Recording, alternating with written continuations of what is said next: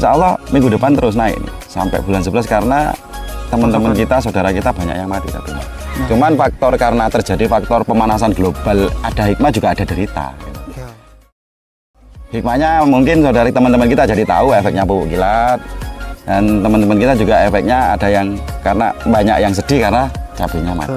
Nah itu untuk teman-teman petani kita turut prihatin juga ya, turut sedih juga melihat teman-teman petani ini juga akhirnya mengalami gagal panen, terus tidak bisa sesuai ekspektasi para teman-teman petani.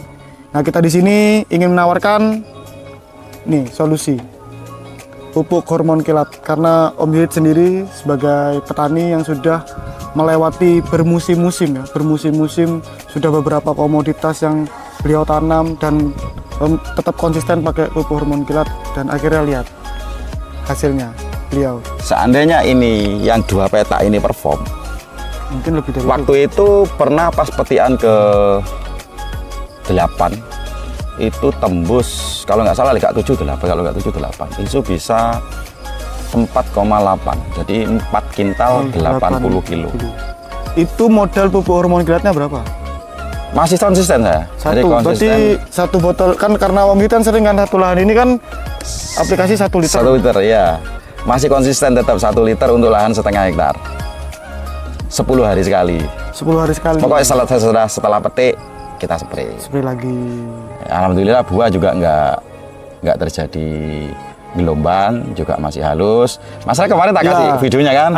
Ada beberapa bukti ya, biasanya Om ya, biasanya di cuaca ekstrim seperti ini buah itu kondisi kualitas buah cabai itu bergelombang. Iya, jadi grade-nya turun Om ya. Grade-nya turun, dan kalaupun terjadi buah kedua biasanya sebesar rokok ini Mas Reza. Iya.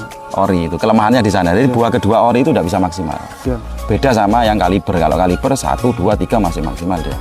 Tapi kalau ori itu kalau sudah kena cuaca ekstrim, buah keduanya biasanya kecil, gelombang, dan gampang jadi nenek-nenek, keriput.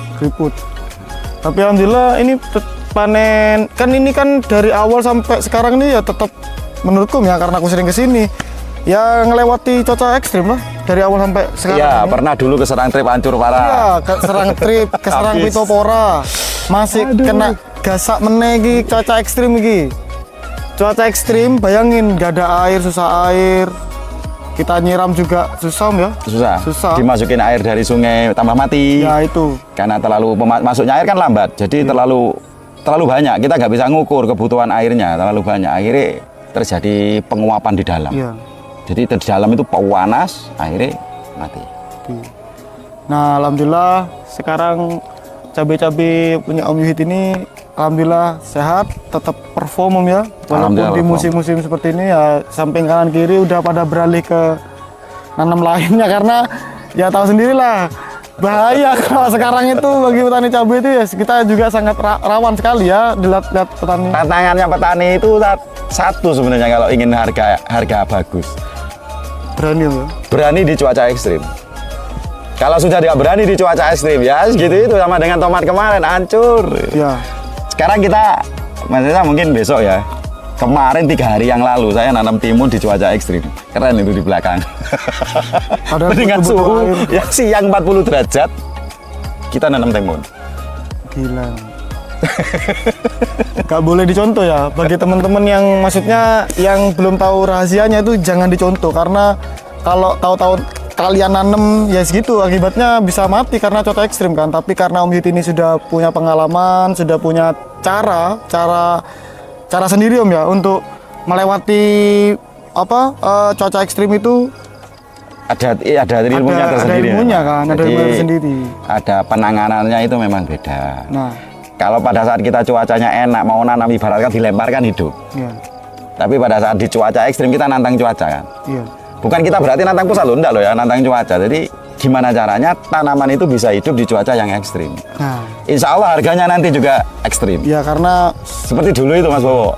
Ya kan, Mas Reza ingat timun harga 6.000 per kilo. Iya. Mantap kan? Ngikutin tuh. Ini kan ya. Timun dulu, cabai, tomatnya yang hancur. Ini sampai tomatnya sekarang hancur harganya. Hoki terus, emang.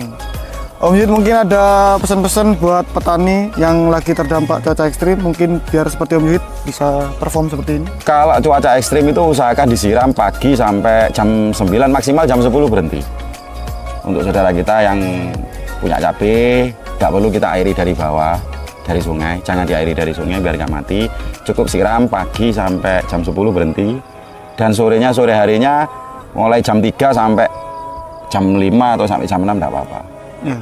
Karena kita belajar dari pengalaman ini, punya saya banyak yang mati, nanti biar Mas Resa direkam sebagai biar nggak dikira settingan, banyak yang mati masih.